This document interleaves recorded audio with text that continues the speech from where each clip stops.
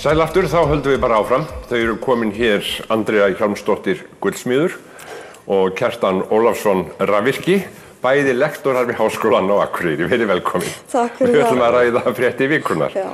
Það þess vorum að segja hérna núna, við vorum að koma á ykkur hjónema og annað slíkt. Þú ert lærður Gullsmiður og þú ert rafvirki og þið vinni bæði í Háskólann á Akureyri. Við erum svona kannski einn óvenjulega samsetning fræðafólks. Við byrjum í iðnnámi, stúdentsprófi fyrst og svo iðnnámi og svo förum við í meira langskólanám. Þannig að við erum bæði iðnmenntuð í grunninn. Já, svo svona rekst maður út í frekara nám. Það er náttúrulega eins og gengur. Maður lætur undan einhverjum hópþrýstingi og fer af stað. Og fer í háskóla og svona. Þið eru bæði á félagsfræði sviði. En við ætlum að tala frétti vikunnar. Hvernig var þessi vika? Var hún fréttnæm, var hún betri, hvað það var þar, eða lakari heldur en síðasta vika, eða hvernig lítið á þetta? Það er alltaf eitthvað að gerast, en það er kannski mjög skemmtilega fréttir. Já, það er reyndar það rétt. Já, svona áhugaverð. Það er náttúrulega alltaf áframhaldandi umræðum flóttafólk. Í þessari viku var kannski það að það er fullt af börnum hér á landi sem ekki hafði fengið skólavist. Það dreigist að það var nú kannski svona það sem stóð upp úr í þeirri umræðu. Já, þeir keyptu því nú í liði. Já, þeir keyptu því mjög hratt og örugglega í liði, þannig að það sem var mjög gott. Þannig að það gerist mjög hratt. Kjartan, hvað fannst þér?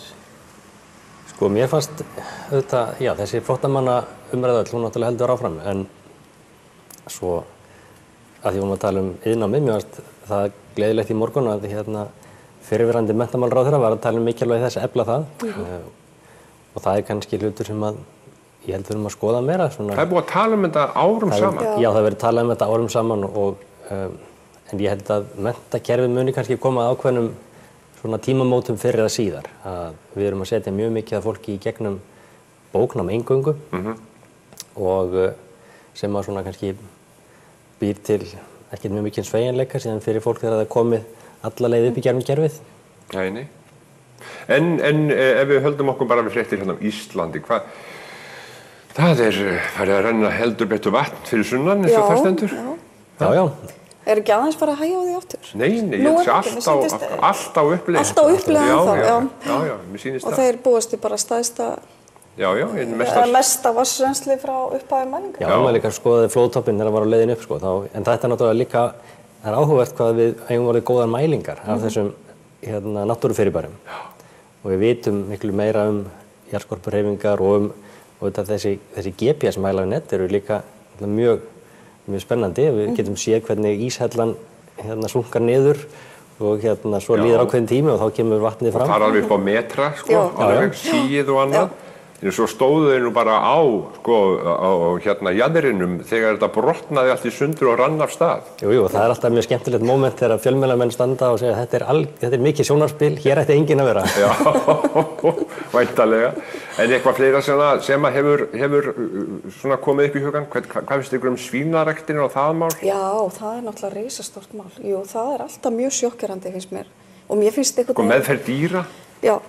Og þetta er greinilega í stórkostlegu ólagi hvað þetta varðar, svínaræktinu. Þetta gengur alltaf kannski svolítið gegn þessari hugmynd sem maður hefur, að landbúnaður á Íslandi sé stundaður svona þannig að það sé meira hugsað velferð dýranna og við sem svona gera þetta í smærri skala heldur en einhver verksmiðju bú í útlöndum. Já. Þannig að það er alltaf mjög sjokkerandi þegar síðan þetta virðist vera raunveruleikinn að þessi mál er ekki nógu góðu lagi. Það er eitt sem hefur svona aðeins komið upp í hugamanns að það er þessi umræða jafnvel 2016 eða hvað við séum að gangi inn í aðra kreppu. Höfum við ekkert lært af því sem við erum búin að gangi í gegnum síðan 2007-08? Viltu svara því? Eigið þið sparifé, hvað ætlið að gera við það? Sko, það er nú kannski það sem að ef maður lærir eitthvað á sögunni þá er það að maður lærir ekkert á sögunni, En það var náttúrulega, ég er náttúrulega ekki hagfræðimenntaður, en maður horfir kannski á hvernig síðasta kreppa var til, að þá væntanlega mun nú Ísland ekki ganga inn í samskonar kreppur. Við erum ekki búin að stofna til fjárskuldbindinga í útlöndum með sama hætti og vorum búin að gera þá. Nei. Og þetta, íslenskt hagkerfi stendur talsvert öðruvísi heldur en önnur hagkerfi, eins og þegar maður að hitta vinni sína í útlöndum þá fara þeir stundum að fara að bera saman Ísland og Grikkland sko. Algjörlega tvennt-óli. Já, einmitt. Ísland með svona útflutningsdrifið, framleiðsludrifið hagkerfi, meðan að Grikkland ekki með svoleiðis.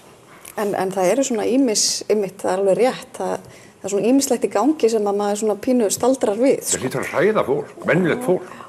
Byggingakranarnir í Já, byggingakranarnir, hótelin í Reykjavík. Já. Ég held að einmitt, ég ætla að trúa því að við höfum nú eitthvað að lært af þessu og við munum þá allavega fara þá núna að stíga aðeins hægar til jarðar ef það verði eitthvað svona merkjum að við séum á Já, vantilega hótelbyggingarnar eru drifnar áfram með öðrum kröftum sem eru þessi ferðamannastraumur. En verður hann til eilíðar? Það er góð spurning. Það er mjög góð spurning og stór spurning, sko.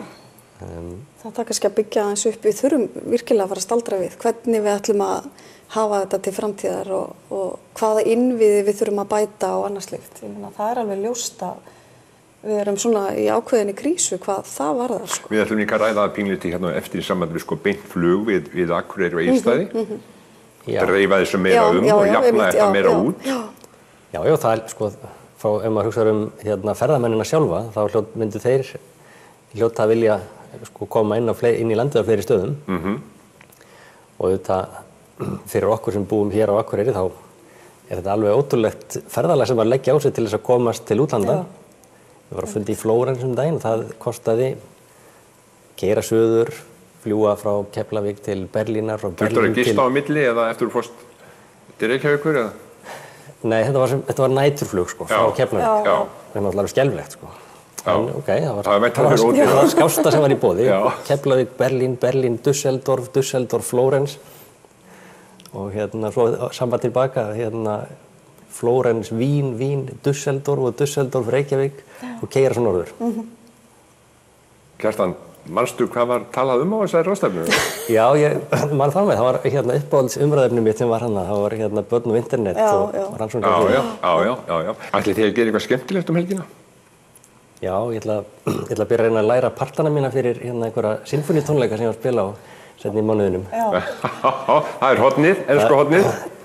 Já, það verða svona sinfóníutónleikar í hálfan mánuð með einhverju þungarossveit og ég þarf að fara að drífa mig að læra partana mína. Þú er að fara að læra það. Andrea, ert þú að læra eitthvað? Ég er að gera upp hús, þannig að það tekur eiginlega bara allan minn frítíma þessa mánuðina, þannig að ég verði því. En það er skemmtilegt, sko. En við getum hugsað fréttir líka, þó séum að aðeins að æfa og gera upp hús. Já, ég hlusta örugglega á fréttirnar.